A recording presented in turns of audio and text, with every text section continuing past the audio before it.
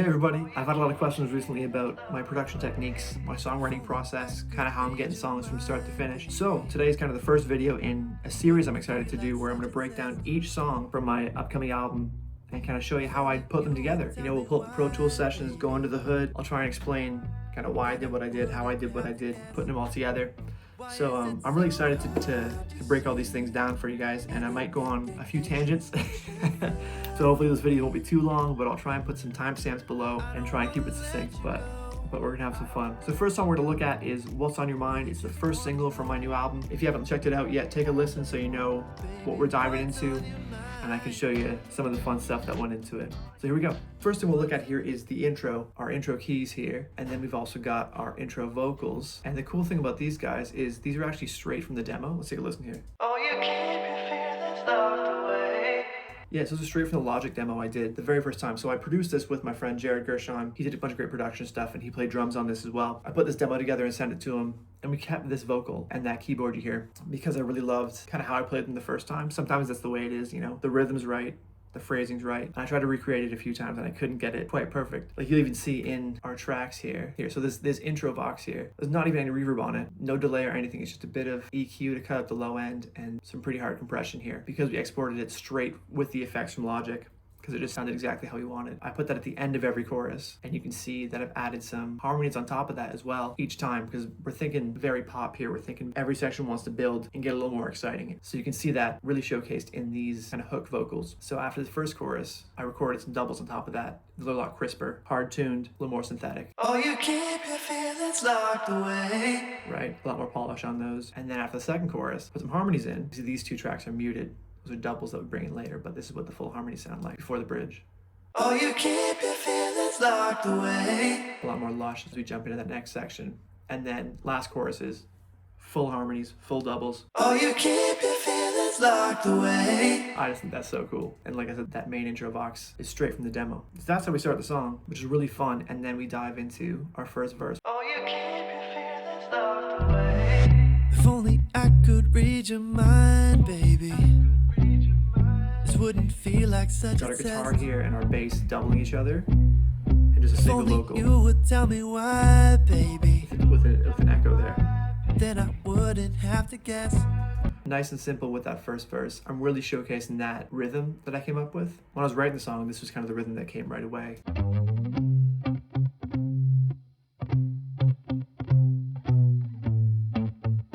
All that is got a bit of EQ, you know, cut out some low end, cut out some high mids, some heavy compression, not as heavy as that other vocal. And then we got some chorus, kind of blend it, give it some cool sound, and just doubling the bass here. Want it to be nice and cohesive, nice and tight, really showcasing that rhythm, nice and punchy.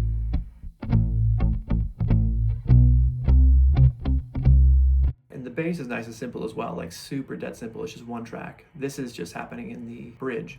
We can get to that in a second. But so this bass track is just straight into, from an amp head, direct into my interface. There's a couple of EQs here, doing some fine tuning. There's some harmonic stuff I didn't love that I kind of tried to shape out, a bit wonky, don't judge me. And then there's one compressor. Usually I'll have 2 or 3 compressors on a bass, but I really loved how this turned out. I think when I recorded, I baked some compressors right into there. But LA3A always sounds great, I think, on a bass. Don't want to make it nice and tubby.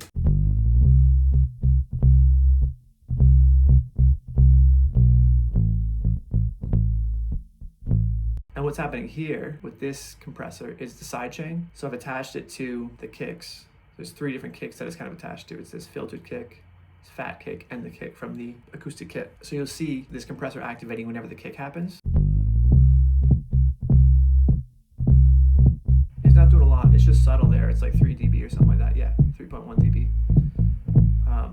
And what that does is it lets the transient of the kick come through without the bass mudding it up. So it gives both of those things a little more space to move and a little more clarity there. So I always like to put that on a bass track. Take a look at our vocal. Don't focus too much on what's happening here. This is automation. So this is the volume automation I have on the vocal. For every lead vocal on this album, I always do manual automation, and that helps level up the volume without using too much compression. And it also helps me really focus in on a lot of the sibilants. So like when you see big dips here, here, those are S's and T's, right? This wouldn't feel like such a test.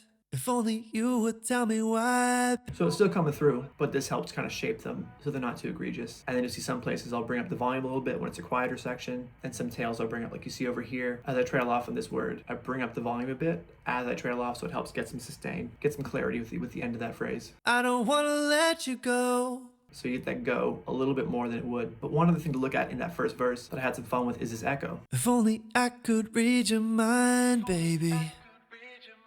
This wouldn't feel like such a test. This was fun to do, and I kind of did it in a bit of a backwards way.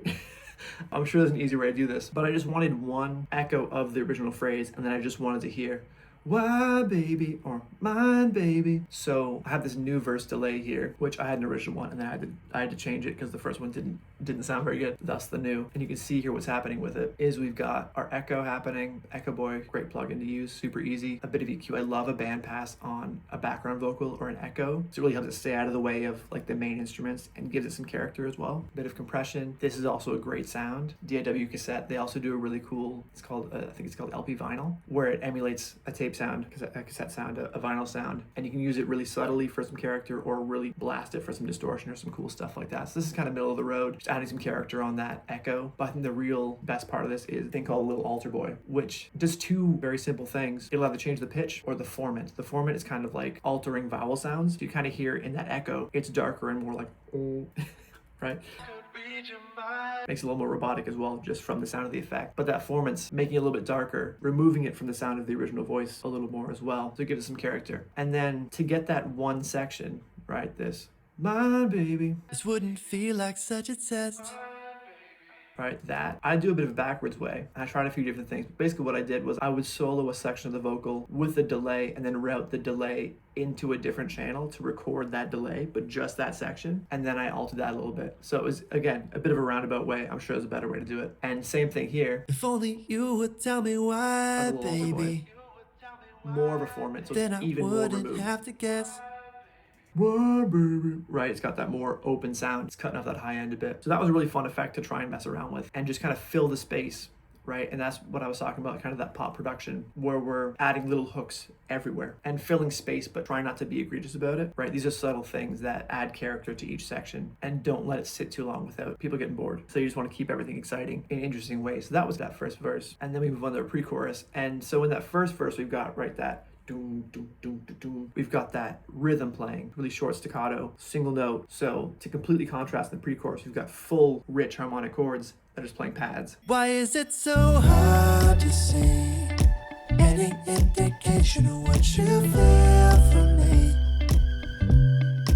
I don't want to let you go. So a lot more stuff is ringing out there. I've got a low vocal, like a low octave on the vocal. Hard to see any indication of what you feel for me. So I hard tune that, and you can hear the formant as well, working to again separate it from the main lead vocal to let that higher voice shine. And there's some cool percussion stuff happening that Jared threw in there. All these kind of yellow tracks are stuff that he put together because he works in Logic, I work in Pro Tools, sending stuff back and forth. So one other thing as well is you can see the kick kind of changes, right? We have this filtered kick here for verse 1, and then 808 fat kick for the pre-chorus that also has a bit of a drum loop happening. Right? We have shifts everywhere to kind of delineate these sections and keep them exciting and keep the rhythm moving forward. He also put in this reverse bell, which is cool. Again, other stuff that only happens once in the entire song, but it's a really interesting hook, I guess. Yeah, just to kind of move us into the next section, which is really fun. Got the snaps happening as Really well. just wanna know, Cross stick. baby, what's on your mind? Oh, we got this electric piano as well. This electric piano is also from the demo. Like the intro keys, it's just a stock. I think it's even just the default Logic piano, like keyboard. Yeah. Right, I just love I like the voicings I use and how I played them. So we just kept it. Yeah, so that's nice. And it just repeats in this in pre-chorus too as well, you see that. And this is where the acoustic guitar comes in. So we've got all these synthetic instruments, all these synths, 808s, and all this kind of stuff. But I love blending in the very real acoustic instruments, right? Just nice. And a cool thing about this acoustic guitar is I put this thing on called Little Micro Shift. where it basically takes a mono signal and makes it stereo and widens it. This is really cool for a lot of tracks to give it obviously more width, but more character as well, and kind of take up some more space. I do this a lot for acoustic guitars that aren't like a main acoustic guitar, background stuff kind of like this, because it also sounds like a bit of a chorus, but it's not too heavy. It's subtle, gives it some more width to it. So that's a lot of fun. We got some reverbs on it here as well. Indication of what you feel from me. All this stuff blending together. I don't want to let you go. And like I said, how we're having these nice pads that kind of bloom and keep going. Like we're talking about kind of contrast in different sections, but also within the section, we have these big pads. Something else to keep the rhythm going on top of the percussion is this single note guitar I've got going. Right here. Nice and simple, just single note thing. Like subtle reverb stuff to it, and just make it nice and bright and plenty of compression. And that, like I said, keeps that rhythm flowing and helps us go to the next section with a bit of a tail. It's playing that one note the whole time, and then it does a bit of a part of that was me just kind of improvising, because I like kind of laying parts on top of each other and messing around. And you can see I cut that in from a different take because I just liked that a lot. I liked how that flowed into the first chorus. So we can hear how that goes. Baby, what's on your mind? What's on your mind? So a lot of cool stuff happening in this first chorus. Right? We got our first chorus. We want it to be exciting. We want it to be big because this is the chorus, right? We want people to sing along. We got some more electric guitars coming in. Right? Nice, clean, funky thing. No reverb. Super, super clean.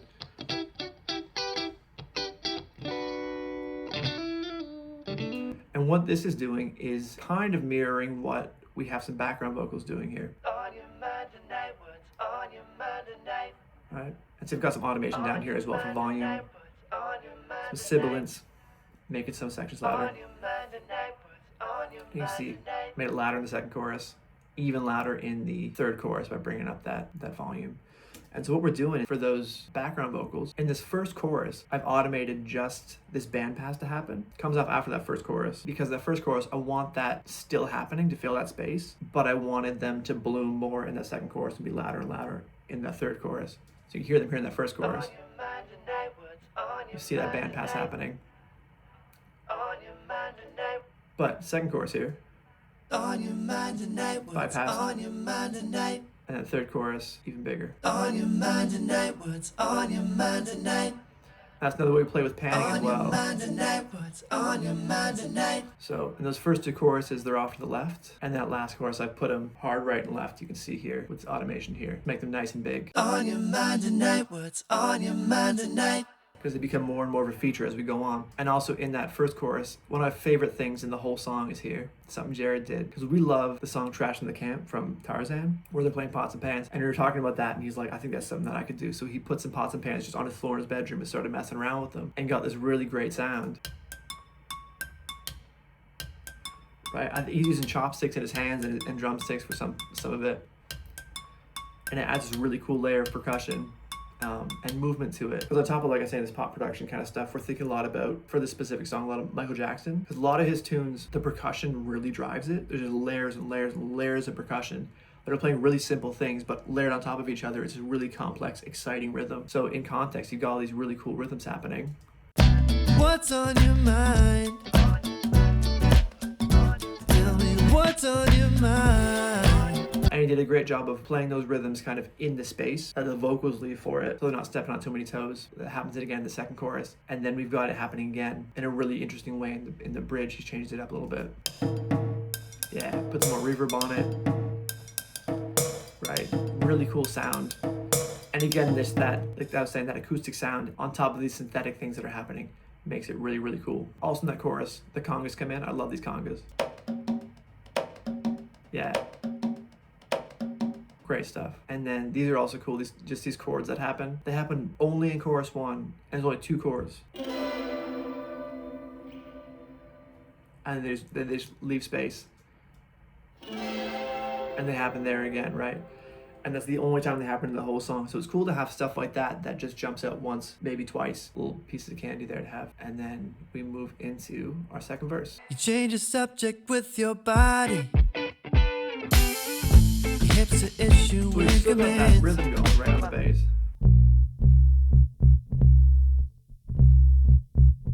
But a lot more is happening now. We've got this really cool drum loop that Jared got in there. Like, really, really cool with that kick. And then I've added a lot more guitars. So the acoustic's going in the verse now, where that's replacing that electric guitar. And then we've got, one of these is actually from the demo as well. But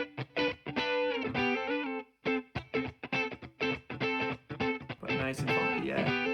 Another big part of this verse is these like kind of vocal interjections that happen. Hips are issuing commands. What am I supposed to say? You got me thinking that you want me, but you only ever. So like I keep saying, things that happen once or twice to make a section memorable. It's like, oh cool, you know, that one verse where this happened, or that one chorus where this happened, I think is always fun. And I think it's always fun to have like talking bits or like cool vocal things that happen. This is just like talking. There's like nothing on this, like I don't think any reverb or anything. What am I supposed to say? Yeah, I think it's just me talking into an iPhone and then putting it up there. And these ones were fun because I wanted a filtered sound, but I wanted it like analog. So when I recorded this, I recorded it like this. Oh baby, yeah. So it cuts out the need for a filter and gives it an interesting texture. That's always fun to do when recording vocals, is record a different way, use weird mouth shapes, you know, put your hands over your face, do some cool stuff like that. It gives it a cool sound. And that's another thing from the demo, because you can see all that's happening there is a bit of EQ to clean up what we did in the demo, because it's straight out of there. And those are, like I said, I think those are parts that are kind of make that verse interesting. But you only ever tell me with your hands. And that guitar was something that I worked on a lot, the EG riff here. Another thing, straight from the demo, because I loved how it sounded. A lot of distortion and a flanger, and I messed with that riff a lot. And I kept sending it for you to Jared, and he was like, oh no, this is the one. So we kept this one, and then I doubled it, so you get this really cool sound in both speakers. And then we have our pre-chorus 2, very similar to pre-chorus 1, building on top of it with some cool guitar stuff down here. There's nothing you could tell me that would make me leave. But if you're Still love scared to that let me single note guitar happening. I promise I won't let you go. Promise I won't let you. Tell me what's on your mind. The Sadie guitar I love. I use this effect a lot. It's from, I want to say verse 2 of my song Sadie off of my second album. It's a really just fun guitar tone. It's like a rotary thing.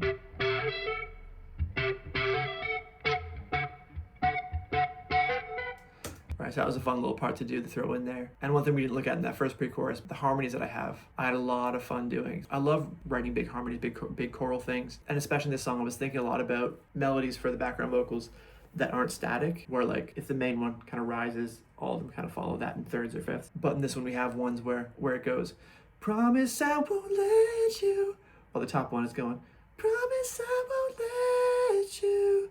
Right, so changing shape and kind of contrasting each other, kind of having counter melodies within the harmonies to keep those interesting. Promise I won't let you. Right, we have some cool stuff happening there. Scared to let me know, babe. Whereas those ones are more static, following that same shape, really. If we look at that first pre-chorus, kind of what's happening there. I don't want to let you go, babe. So you can see I did the same thing as chorus 1 background vocals, where I've got that filter happening to keep them there, but keep them more subtle, keep them out of the way, so that when they come in that pre-chorus 2, they're more exciting, they have more pop to them. Really, I just want to.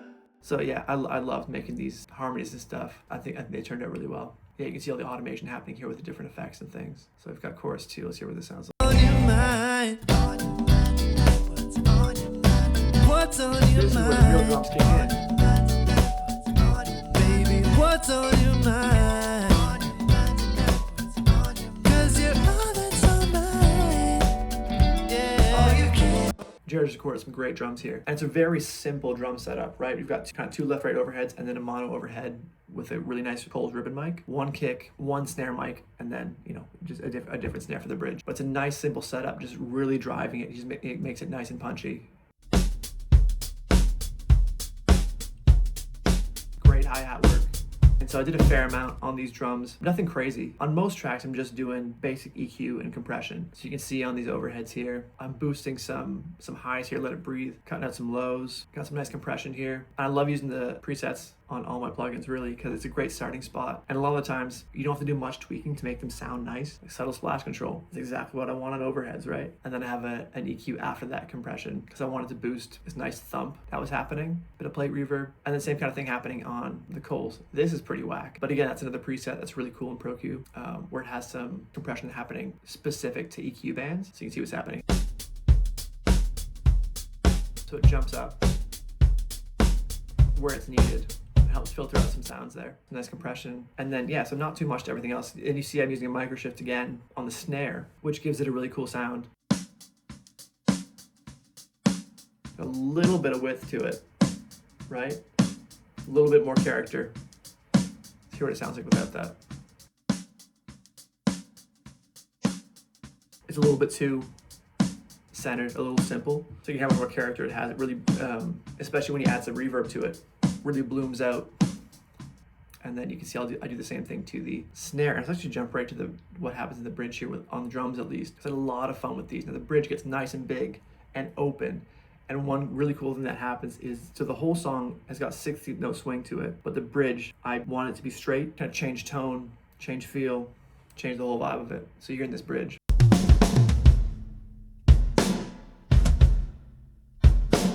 It's really cool. RMX reverb. It's like a reverse reverb thing. It's really cool. Really great bridge snare sound. Yeah, so Jared just absolutely knocked it out of the park. It's actually fun to hear that with the different pots and pans as well, because like I said, I put that reverb on the pots and pans.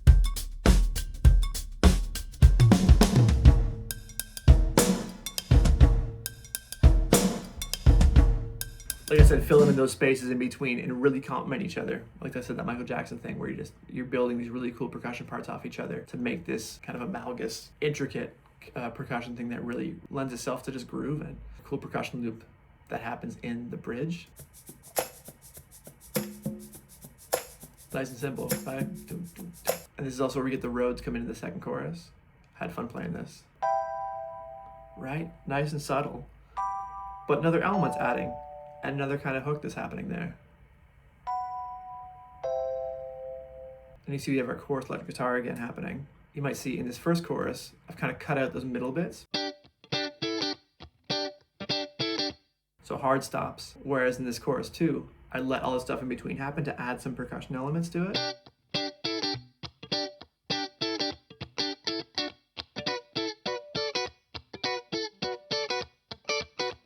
Another cool guitar part here is these harmonics that happen.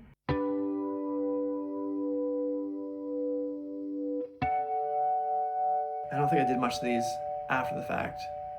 I think most of this was pedals. Yeah, just a bit of EQ and compression. See that with most of the guitars. I mean, there's a lot of guitar parts here, but for most of them, I'm just adding a bit of EQ, bit of compression. It's kind of tamed them a bit. Most of what's happening is on my pedal board and in the fingers, right? You know, got it all in there. There's a lot of cool stuff happening in that, but I think the bridge is my favorite part of the song because so much changes and so much happens. Won't you trust me like I'm trusting you? Don't you love me like I'm loved? So the coolest thing about this bridge is that we recorded it in kind of a janky way, for the bass at least, because I had this part worked out. Like I said, just on acoustic guitar, I knew the bass part I wanted in that bridge. I didn't want it to be a slap bass thing. I don't play slap bass super well, and we didn't have a jazz bass, we just had a P bass. But I recorded the slaps and like the plucks separately. Like you see these two different parts. Like listen to it.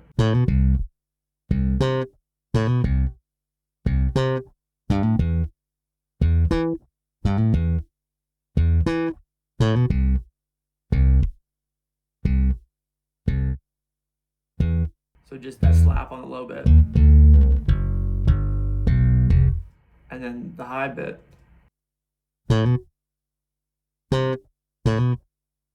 Which honestly maybe made it harder to record because I had to figure out those rhythms to do separately and kind of break it up in my head.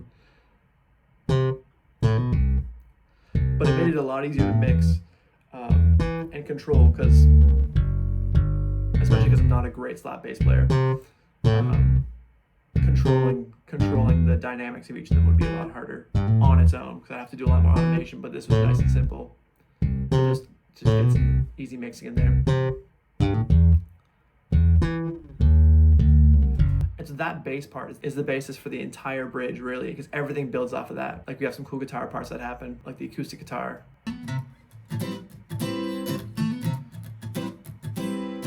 Right? And then we have electric guitars doing a similar thing where they're following that rhythm, right? That's building off that acoustic guitar. The second guitar is just doubling the bass.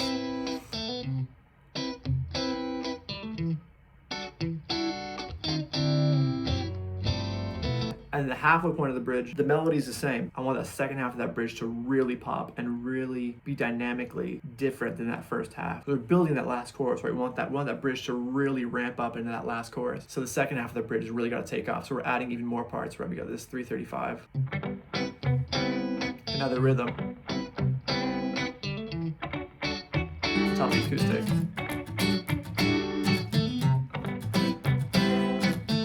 Right, so adding that rhythm, and this is something that I really love doing. Guitar harmonics that happened in that chorus too. I messed around a lot with a melody that followed the vocals, but was still all harmonics. So we've got this. Don't you love me like I'm loving you, right?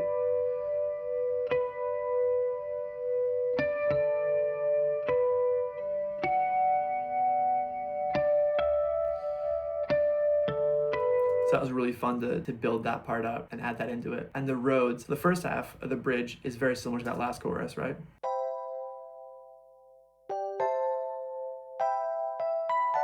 Very soft, sparkly, same kind of thing following that vocal melody. And then this is where I got funky with it.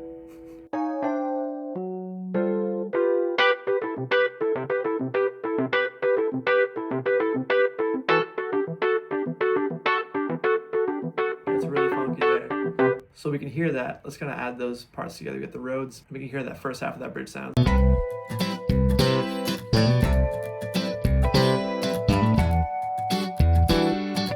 Second half of the bridge gets really big. A lot more movement. Building a bit. I'm digging in more on the bass. So you can really delineate those two halves. And on top of that, we've got these percussion loops happening. A nice simple loop. And then you see the second half of the bridge right on the halfway point. We build in loop number 2. Right? Layering all these different percussion elements on top of each other with these pots and pans, right?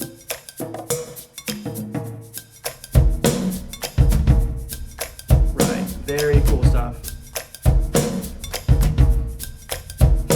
Right, so like all the parts by themselves, very simple, but you keep layering them and layering them and layering them, and it's really complex and really exciting. The vocals I had so much fun with. Take a listen to this bridge here, and listen to those background vocals especially. Won't you trust me like I'm trusting you? So straight up harmony there.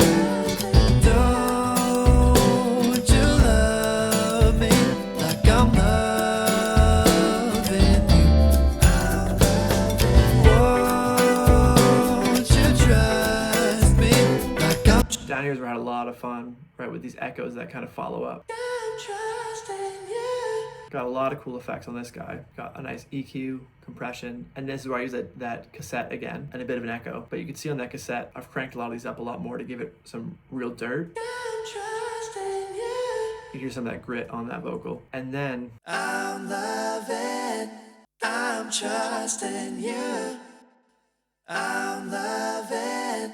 and on top of that, I put this like lead harmony, because when I'm writing a bunch of kind of harmony parts in the background, I always think of like there's like, you know, here's like the main part and then everything kind of following that. And so this was kind of that, this was like the lead of the harmonies. I'm trusting you.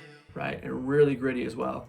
I'm loving, So you can see all the stuff I've got on this. I've got an EQ, not doing a lot, right? I've got a de-esser, 1176 compressor, another compressor. I like to layer compression sometimes in series. That way you don't have to have just like one compressor doing a lot of work. You can very subtly kind of waterfall them into each other. And then that cassette doing a lot again, really cool stuff. This is called an inflator. It just makes things sound better. And then a bit of an echo on this guy as well. But it made it sound really, really gritty, and it's really cool. I'm loving. So all together, that sounds really fun. I'm loving. So you can see how that kind of sits on top of those other guys and has its own feature within the bridge. So you see the second half of the bridge gets nice and big, right? I'm just don't you love me like I'm loving you, baby? What's on your mind? Hear that woo over here. Another fun little just like one off. Over here, yeah. Using that cassette again, get some of that dirt on it. That was something just like, while I was listening to demos of it, I wanted that in there because I kept making that sound just listening to it. So I added that in there, and the choruses get just so big, right? We've looked at all these different kind of background parts that I've added in that keep layering on top of each other. The guitar parts just keep layering, right? Look at all these guitar parts happening. But so many guitars on this song. Jeez. But the percussion as well gets really fun. This was just really great that Jared put in here was this like drop going out of the bridge into the chorus, right? It just makes it feel so huge. He just absolutely nailed so much of the production on this. Those loops kind of continue from the bridge. Claps coming in later.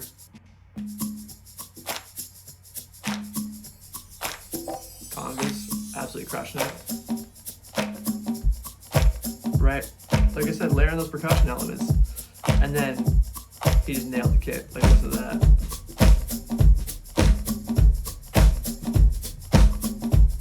Yeah, just lots of really cool percussion happening there. Woo! That fill, yeah. Which is the ride for the end of that chorus. Classic. And you can see kind of the same thing, just visually, the same way I treated the bridge as two halves. The chorus is kind of split into three sections because it happens 3 times. So that Rhodes part that kind of happened in the bridge. That comes in that last part of the bridge there, on top of these nice roads. It was really fun. And then yeah, just layering these guitars up was so much fun.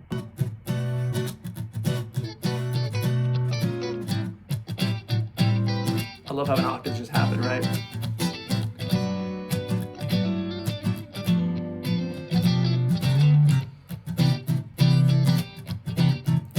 Just like I said, when I was arranging this, I had all these ideas of like different rhythms to happen, and some of these are just like guitar parts that I know are going to work well together. Like octaves always sit great in a final chorus, or when you want to build something, if you can find the fifth of the chord or whatever key you're in, the root note's always going to work great for the most part. And then you're adding in some cool stuff as well. This is where you bring the bridge into this last section, right? So it's the bass part from the bridge adapted to the chorus chords.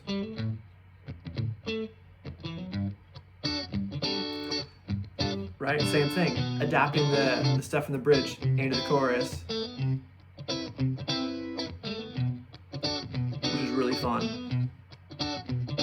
And then the Sadie effect comes back. I really love this part that I came up with. This is like, I think this is the very last guitar part I recorded for this.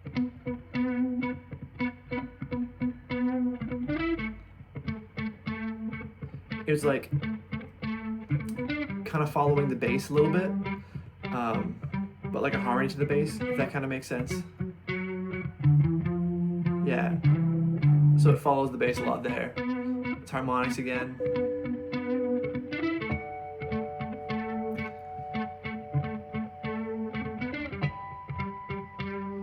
And then this guitar here, this V2 guitar.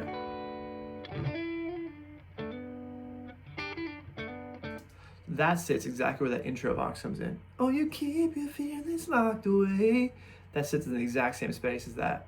So all these layered together just make a really exciting kind of cacophony, this wall of sound of guitars that I really, really enjoy.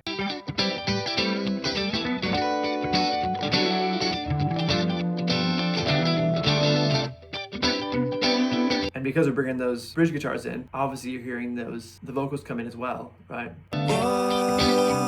Won't you trust me? again, adapting to the new chords that are happening, different chords in the chorus and the bridge. Don't you love That was really me fun. like I'm loved? That was such a fun moment when I figured out that that would work. As I was kind of filling out that final chorus, I wanted to add more and more, and I was like, you know, it would be so cool if this worked. And I found a way to kind of make the harmony work out there, and that was really fun. So that whole kind of end section just feels so massive, right? Don't you trust? What's on your mind? Tell me what's on your mind. Don't you love? 'Cause you're all that's on my mind. Yeah, yeah, baby. What's on your mind?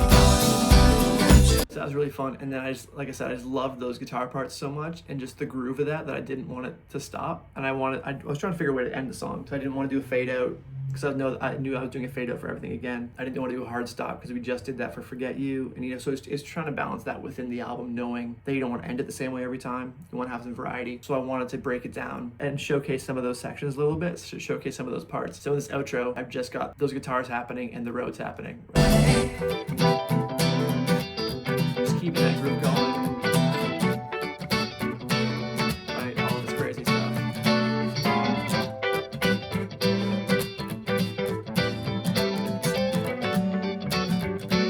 Oh, you keep me feeling away.